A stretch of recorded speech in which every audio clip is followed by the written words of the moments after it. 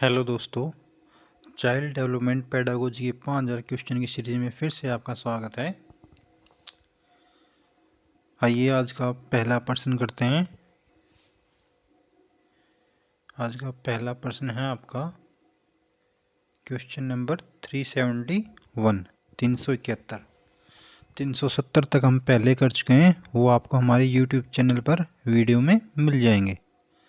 तो आज का पहला प्रश्न है, अधिगम सोपानकी के अनुसार उत्तरोत्तर अधिगम प्रक्रिया में उच्चतर स्तर का अधिगम है। ये क्या पूछ रहा है? उच्चतर स्तर का अधिगम कौन सा होगा? ऑप्शन ए संकेत अधिगम साइन लर्निंग, ऑप्शन बी श्रृंखला अधिगम चैन लर्निंग, या सी समस्या समाधान अधिगम प्रॉब्लम सॉल्विंग लर्निंग, या डी नियम तथा सिद्धांत निरूपण अधिगम। तो जो आपका उच्चतर स्तर अधिगम का होता है ना, वो होता है आपका समस्या समाधान अधिगम। ऑप्शन नंबर सी आपका सही हो जाएगा, समस्या समाधान अधिगम प्रॉब्लम सॉल्विंग लर्निंग। अगला क्वेश्चन है, निम्नलिखित में से अधिगम के ज्ञानात्मक क्षेत्र सिद्धांत से संबंधित मनोवैज्ञानिक हैं। जो कॉन्ग्निटिव फील्ड थ्योरी ऑफ लर्निंग है ना, वो किसने दी थी आपकी? ऑप्शन ए थॉर्नडाइक ने, बी पावलोव ने, सी रॉबर्ट गने ने, या डी कोलर ने। जो कॉग्निटिव फील्ड थ्योरी है वो दी थी आपकी रॉबर्ट गने। ऑप्शन सी आपका सही हो जाएगा, रॉबर्ट गने। कॉग्निटिव थ्योरी है ना, वो दी थी रॉबर्ट गने ने। नेक्स्ट क्वेश्चन है आपका, निम्नलिखित में से किस अनुबंधन सिद्धांत में पुनर्बलक प्राणी द्वारा की गई प्रतिक्रिया के तुरंत पश्चात दिया जाता है? इसमें क्या कह रहा है कि किस अनुबंध सिद्धांत में पुनर्बलक मोटिवेटर है वो प्राणी द्वारा की गई प्रतिक्रिया के तुरंत पश्चात दिया जाता है? तो कौन सी में दिया जाएगा? ऑप्शन ए प्रयास एवं त्रुटि का सिद्धांत जो थॉर्नडाइक ने दिया था, ऑप्शन बी संबंध प्रत्यावर्तन सिद्धांत कंडीशनिंग थ्योरी, या सी क्रिया प्रस्तुत सिद्धांत ऑपरेंट कंडीशनिंग जो कि स्किनर ने दी थे। तो इसी में दिया जाता है, इसमें जो मोटिवेटर है ना इसमें दिया जाता है। ऑप्शन नंबर सी आपका सही आंसर हो जाएगा। क्रिया प्रस्तुत सिद्धांत में जो प्राणी द्वारा की गई प्रतिक्रिया के तुरंत पश्चात पुनर्बलक दिया जाता है। ठीक है, इन्होंने चूहे के ऊपर किया था। ठीक है, क्रिया प्रस्तुत सिद्धांत। अगला क्वेश्चन है क्वेश्चन नंबर 374। भाई, एक बच्चे की गंदी आदत को छुड़ाना है। इस कॉन्सेप्ट में निम्नलिखित में से किस अधिगम सिद्धांत का अनुप्रयोग करना श्रेष्ठ होगा? भाई, किसी बच्चे की हमें गंदी आदत को छुड़ाना है तो कौन सा अधिगम का सिद्धांत सही रहेगा? ऑप्शन ए थॉर्नडाइक का सिद्धांत, या ऑप्शन बी पावलोव का सिद्धांत, या सी स्किनर का सिद्धांत, या डी लेविन का सिद्धांत।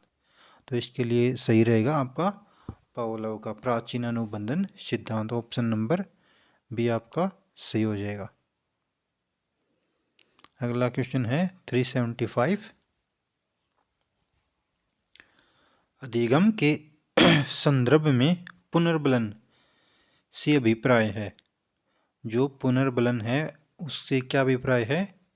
ऑप्शन ए अधिक बल का पुनः प्रयोग करना, बी उद्दीपक अनुक्रिया के साथ अनुबंध को अधिक सशक्त बनाना, या सी सही प्रत्युत्तरों की पुनरावृत्ति, या डी उपयुक्त में से कोई नहीं। जो पुनर्बलन होता है ना, उससे अभिप्राय होता है आपका उद्दीपक अनुक्रिया के साथ अनुबंध को अधिक सशक्त बनाना।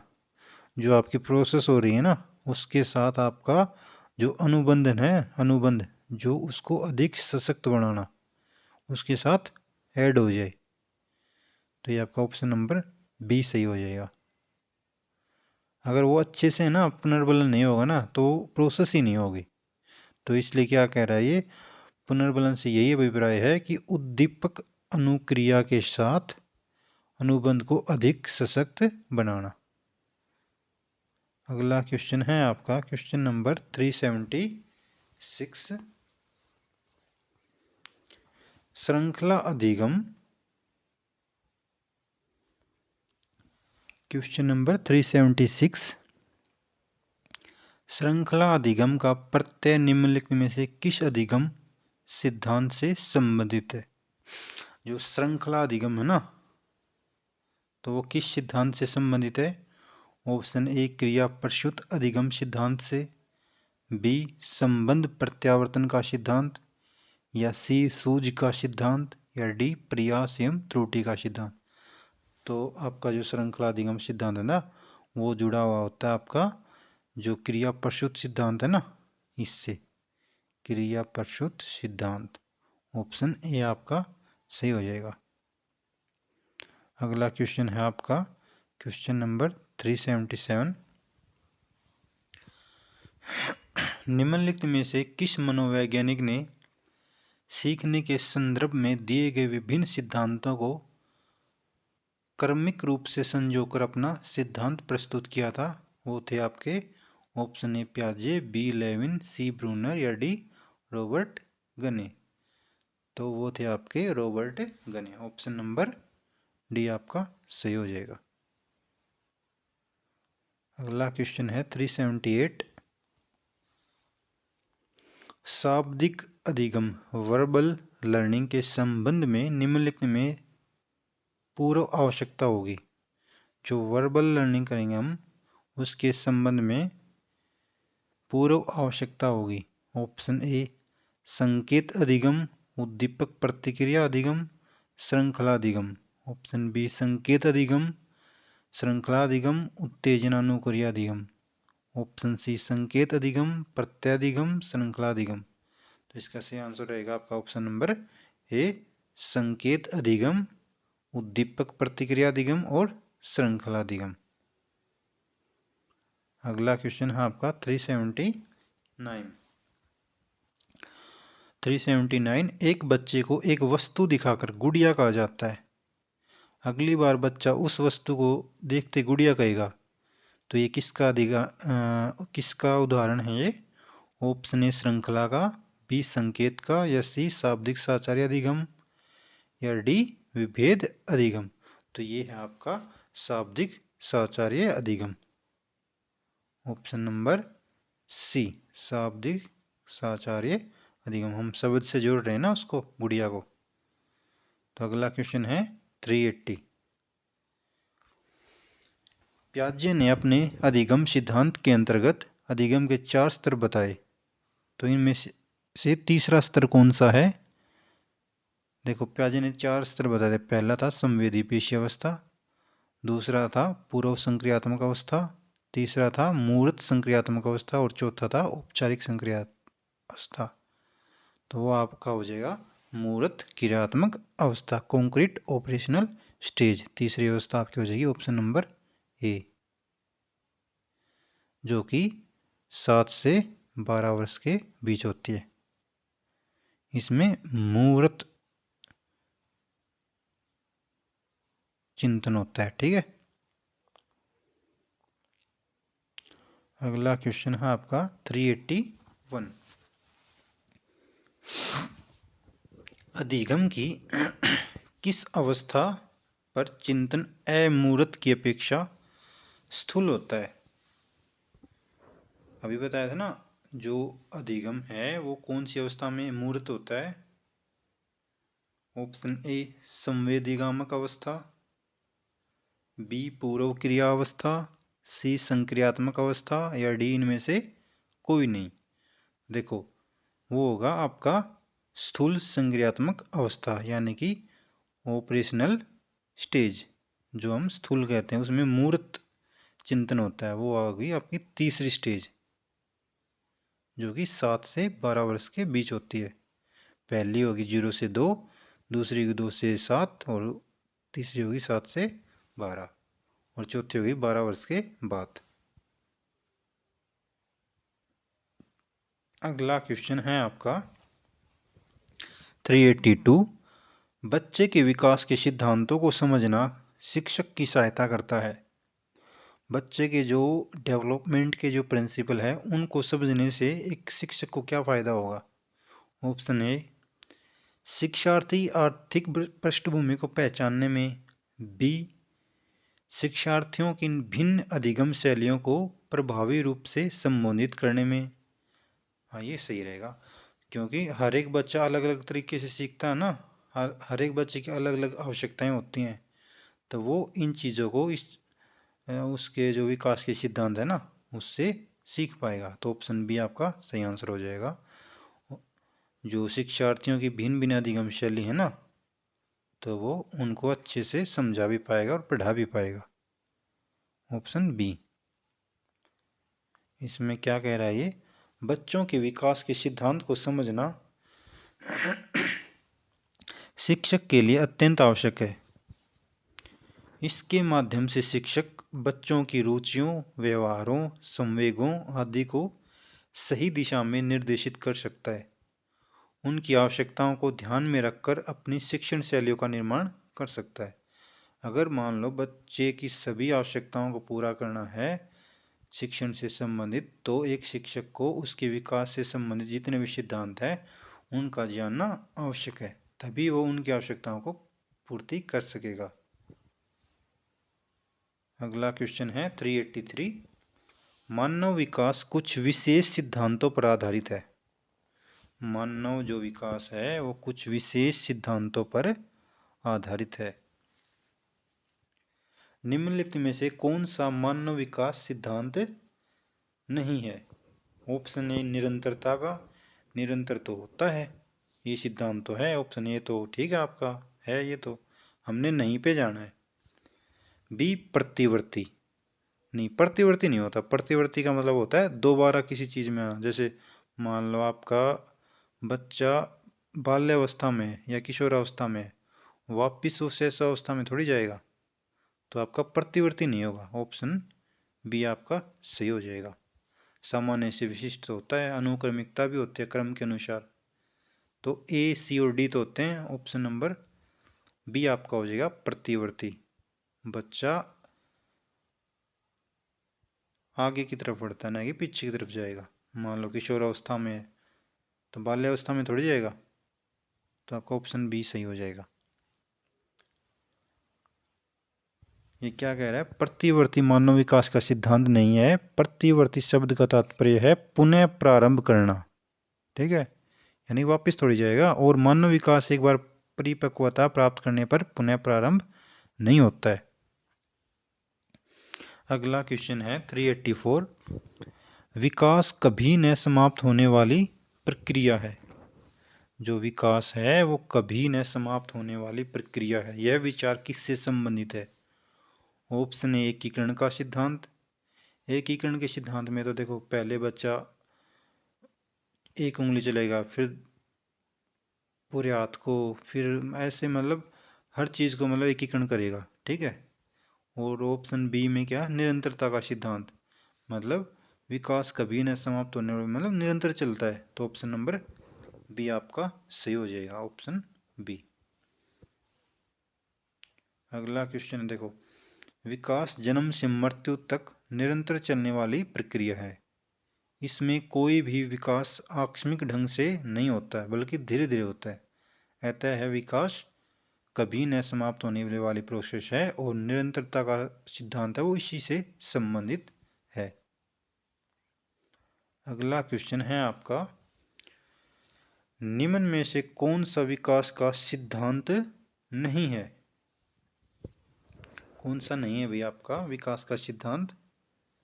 ऑप्शन ए है आपका, विकास लंबवत न होकर वर्तुलाकार। ऑप्शन बी, विकास मशीनी प्रक्रिया है। ऑप्शन सी, विकास क्रमबद्ध होता है। विकास क्रमबद्ध तो होता है, वो विकास लंबवत न होकर वर्तुलाकार है, ये बात भी सही है। विकास निरंतर होता है, ये भी सही है। ऑप्शन ए, सी और डी, ये तीनों ठीक है। तो विकास मशीनी प्रक्रिया नहीं है।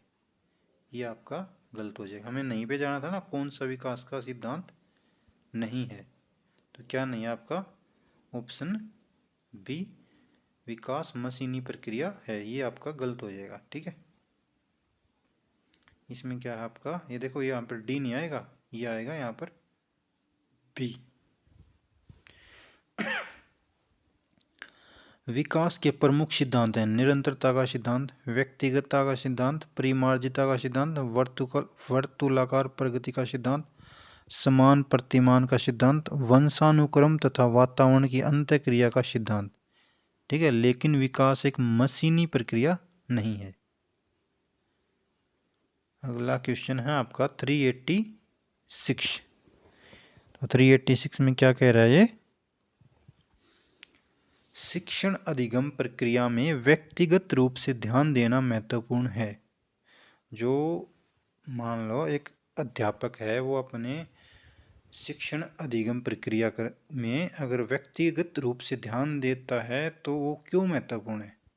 क्योंकि ऑप्शन ए शिक्षार्थी हमेशा समूहों में ही बेहतर सीखते हैं, या बी शिक्षक प्रशिक्षण कार्यक्रमों में ही ऐसा बताया गया है, या सी इससे प्रत्येक शिक्षार्थी को अनुशासित करने के लिए शिक्षकों को बेहतर अवसर मिलते हैं, या डी बच्चों की विकास दर भिन्न होती है और वे भिन्न तरीकों से सीख सकते हैं। ये सही है ऑप्शन नंबर डी, क्योंकि बच्चों की विकास दर भिन्न होती है और वे अलग अलग तरीकों से सीख सकते हैं।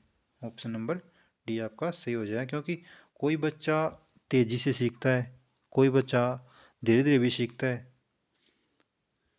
तो इसलिए जो अधिगम प्रक्रिया में व्यक्तिगत रूप से भी ध्यान देना एक शिक्षक का बहुत जरूरी है। ठीक है, अगला क्वेश्चन इसमें क्या कह रहा है, शिक्षण अधिगम प्रक्रिया में व्यक्तिगत रूप से ध्यान देना महत्वपूर्ण है क्योंकि बच्चों की विकास दर भिन्न होती है और वे भिन्न तरीकों से सीख सकते हैं। अगला क्वेश्चन है आपका 387।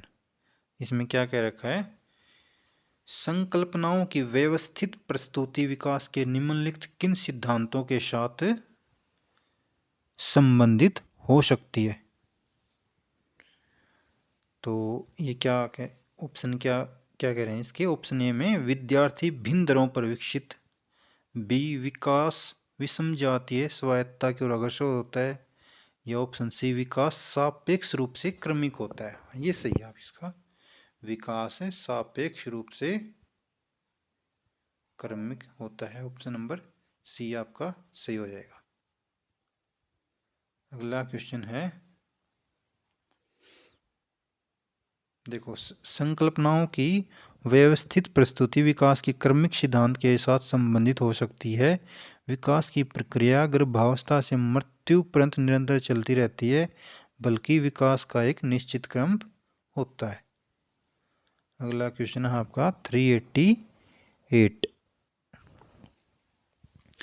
निम्नलिखित में से कौन सा विकास का सिद्धांत है? विकास हमेशा रेखीय होता है, ये तो नहीं। यह निरंतर चलने वाली प्रक्रिया नहीं है, ये भी नहीं होगा। सभी की विकास दर समान नहीं होती, ये सही है, क्योंकि अलग अलग दर से बढ़ते हैं ना, किसी की तेज होती है, किसी की धीरे होती है। तो ऑप्शन नंबर सी आपका सही हो जाएगा। विकास जीवन पर्यंत चलने वाली प्रोसेस है जिसमें बालक के संपूर्ण जीवन का निर्माण होता है, लेकिन बालकों में व्यक्तिक विभिन्नता के कारण यह विकास पर प्रत्येक बालक में अलग अलग गति होती है। ठीक है, अगला क्वेश्चन है, सीमा हर पाठ को बहुत जल्दी सीख लेती है जबकि लीना उसे सीखने में ज़्यादा समय लेती है। यह विकास के खालिस्तान सिद्धांत को दर्शाता है। अगर अभी तक आपने हमारे YouTube चैनल को सब्सक्राइब नहीं किया है तो सब्सक्राइब अवश्य कर लें और बेल आइकन को ज़रूर दबाएं, जिससे कि आपके पास हमारा वीडियो का जो नोटिफिकेशन है वो सबसे पहले आ सके। तो आइए करते हैं फिर से क्वेश्चन। सीमा हर पाठ को बहुत जल्दी सीख लेती है, और एक बार वीडियो को लाइक ज़रूर करें भाई। सीमा हर पाठ को बहुत जल्दी सीख लेती है जबकि लीना उसे सीखने में ज़्यादा समय लेती है। यह विकास के किस सिद्धांत को दर्शाएगा? ऑप्शन ए अंतः संबंध, बी निरंतरता, सी व्यक्तिक भिन्नता, या डी सामान्य से विशिष्ट की ओर। अगर दोनों अलग अलग सीख रही हैं, एक धीमे से सीख रही है, एक तेजी से सीख रही है, तो वो होता है उसका व्यक्तिक विभिन्नता के ऊपर, व्यक्तिक भिन्नता। ऑप्शन नंबर सी आपका सही हो जाएगा। प्रत्येक व्यक्ति में व्यक्तिक भिन्नता पाई जाती है, दो जुड़वा बच्चों में पाई जाती है। टॉयलर के अनुसार शरीर के रूप, रंग, आकार, कार्य की गति, बुद्धि, ज्ञान, उपलब्धि, रुचि, अभिरुचि आदि लक्षणों में पाई जाने वाली भिन्नता को व्यक्तिक भिन्नता कहते हैं। सीमा हर बात को जल्दी सीख लेती है, जबकि लीना उसे सीखने में ज़्यादा समय लेती है। यह व्यक्तिक भिन्नता को दर्शाता है। अगला क्वेश्चन है आपका 390। तो इसमें क्या कह रखा है इसने, कोई भी प्रत्येक अधिगमकर्ता अद्वितीय होता है, यानी कि हर एक बच्चा अपने आप में विशिष्ट होता है। इसका क्या अर्थ है भाई? ऑप्शन ए, कोई भी दो अधिगमकर्ता उनकी योग्यताओं, रुचियों तथा कौशलों में समान नहीं होते। बिल्कुल सही बात है ये इसका आंसर हो जाएगा ऑप्शन ए। कोई भी दो अधिगमकर्ता उनकी योग्यताओं, रुचियों तथा कौशलों में समान नहीं होते। अगला क्वेश्चन है आपका 391। निरीक्षण विधि में किया जाता है अपने व्यवहार का अध्ययन, अपना अध्ययन, सी दूसरों के व्यवहारों का अध्ययन, या डी व्यवहार विश्लेषण। तो क्या सही रहेगा इसका? इसका रहेगा आपका क्वेश्चन नंबर 391 का ऑप्शन सी, दूसरों के व्यवहारों का अध्ययन। निरीक्षण विधि ये आपके ना जेवीटी की जो फर्स्ट ईयर की बुक है ना, उसमें है, ठीक है, सेकंड यूनिट निरीक्षण के ऊपर। निरीक्षण प्रक्रिया में कोई व्यक्ति किसी दूसरे व्यक्ति के कार्यों की जांच का अध्ययन करता है। निरीक्षण में स्वयं का मूल्यांकन करना पक्षपातपूर्ण होता है, ठीक है, इसलिए निरीक्षण विधि में दूसरों के व्यवहारों का अध्ययन किया जाता है ताकि जांच पक्षपातपूर्ण न होकर तटस्थ रहे। अगला क्वेश्चन है आपका 392। मस्तकाधोमुखी एवं निकट से दूर का क्रम किस क्रिया का अंग है? ऑप्शन ए विवृद्धि, बी चेतना, सी विकास, या डी संशोधन। तो किसका है भैया आपका ये जो मस्तकाधोमुखी व निकट से दूर का क्रम? ये तो विकास से संबंधित है आपका, डेवलपमेंट से। सेफलोकेड नहीं कहते हम, तो आपका ये ऑप्शन सी आपका सही आंसर हो जाएगा, डेवलपमेंट, ठीक है। मस्तकाधोमुखी एवं निकट से दूर का क्रम, ये होगा आपका विकास, ऑप्शन सी सही हो जाएगा। देखो ये यहाँ पर है ना, सी कर लेना है, बी नहीं आएगा, सी आएगा। मस्तकाधोमुखी एवं निकट से दूर का क्रम विकास के अंग हैं। मस्तकाधोमुखी के अनुसार विकास की क्रिया सिर से आरंभ होकर पैरों की ओर जाती है, अर्थात विकास ऊपर से नीचे की ओर चलता है। बच्चे का पहले सिर का विकास होता है, फिर बॉडी का होगा धीरे धीरे नीचे की तरफ। अगला क्वेश्चन है 393। नरेश और मुकेश की आयु समान है और उनके सामाजिक और मानसिक विकास में काफ़ी अंतर है। यह विकास के निम्न सिद्धांत के कारण होता है। दोनों की आयु तो समान है, लेकिन सामाजिक और मानसिक जो विकास हुआ दोनों का, उसमें अंतर है। तो ये विकास के किस सिद्धांत में आएगा? ऑप्शन ए निश्चित तथा पूर्व कथनीय प्रतिरूप का सिद्धांत, बी परिमार्जितता का सिद्धांत, या सी व्यक्तिगतता का सिद्धांत। ऑप्शन सी आपका सही हो जाएगा, ऑप्शन नंबर सी व्यक्तिगतता का सिद्धांत। यानी कि जो आपका हर एक बच्चा अपने आप में विशिष्ट होता है ना, और दो चाहिए जुड़वा बच्चे उनमें भी विभिन्नता पाई जाएगी, वो होता है व्यक्तिगतता का सिद्धांत।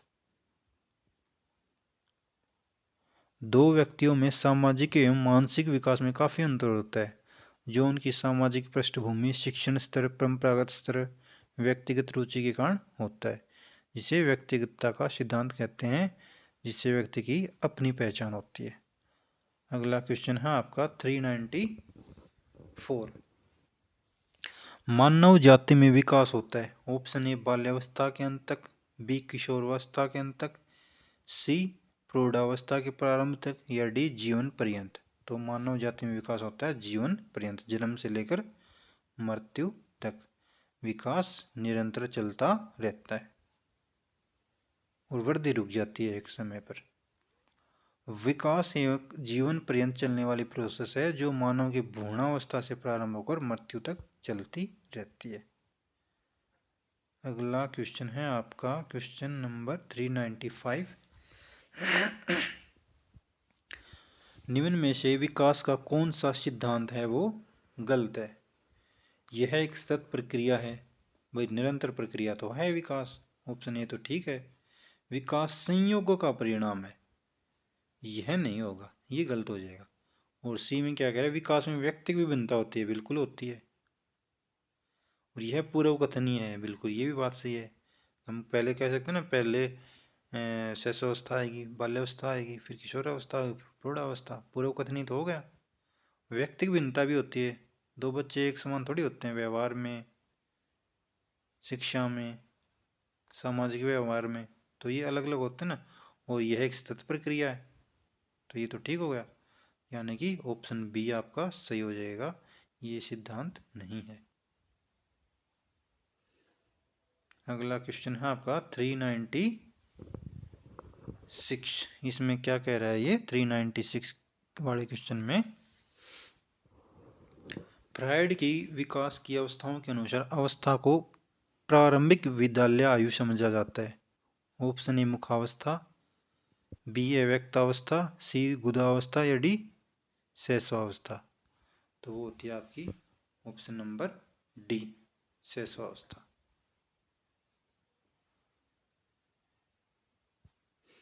जो ये शैशवावस्था ना, इसको क्या कह रहा है इसने, फ्रायड के अनुसार लैंगिक अवस्था या शैशवावस्था प्रारंभिक विद्यालय की अवस्था होती है। ऑप्शन नंबर डी आपका सही हो जाएगा।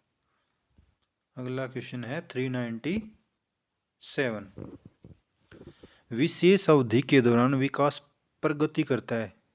जो विशेष अवधि होती है उसके दौरान तो विकास प्रगति करता है, लेकिन इस अवधि में समायोजन के लिए विराम भी करता है। यह विकास के किस नियम को अनुसारित करता है। ऑप्शन ए निरंतरता का सिद्धांत, विराम तो करता ही नहीं निरंतर में, तो ऑप्शन ए तो नहीं होगा। बी समन्वय का सिद्धांत, ये समन्वय का सिद्धांत भी नहीं होगा। सी चक्राकार प्रगति का सिद्धांत, हाँ ये हो जाएगा ऑप्शन नंबर सी चक्राकार प्रगति का सिद्धांत। ऑप्शन नंबर सी आपका सही हो जाएगा। किसी कार्य को करना तथा उस कार्य के दौरान खुद को समायोजित करना एक सामान्य प्रोसेस है, ठीक है। तो जिसमें व्यक्ति खुद कार्य को अपने अनुकूल बनाता है, तो यह चक्राकार प्रगति का सिद्धांत कहलाएगा। अगला क्वेश्चन है आपका 398। ये बात किसने कही हुई, एक व्यक्ति का दूसरे व्यक्ति से अंतर एक सार्वभौमिक घटना जान पड़ती है। तो ये बात आपकी किसने कही है। ऑप्शन ए आपका ये है स्किनर, क्रो, वुडवर्थ या टॉयलर। एक व्यक्ति का दूसरे व्यक्ति से अंतर एक सार्वभौमिक घटना जान पड़ती है, व्यक्तिगतता का सिद्धांत आया था ना अभी, तो ये बात कही थी आपकी टॉयलर ने। ऑप्शन नंबर आपका अंतिम ठीक हो जाएगा टॉयलर। हम कहीं भी देखे, चाहे वह घर हो या विद्यालय या समाज, कहीं भी दो व्यक्ति हमने समान नजर नहीं आते। उनके शारीरिक, बौद्धिक, संवेगात्मक गुण कहीं न कहीं उन्हें एक दूसरे से अलग करते हैं। इसलिए टॉयलर ने कहा एक व्यक्ति का दूसरे व्यक्ति से अंतर एक सार्वभौमिक घटना है, और ये हर जगह में देखने को मिलेगी आपको, कुछ ना कुछ अंतर जरूर मिलेगा। अगला प्रश्न है आपका 399।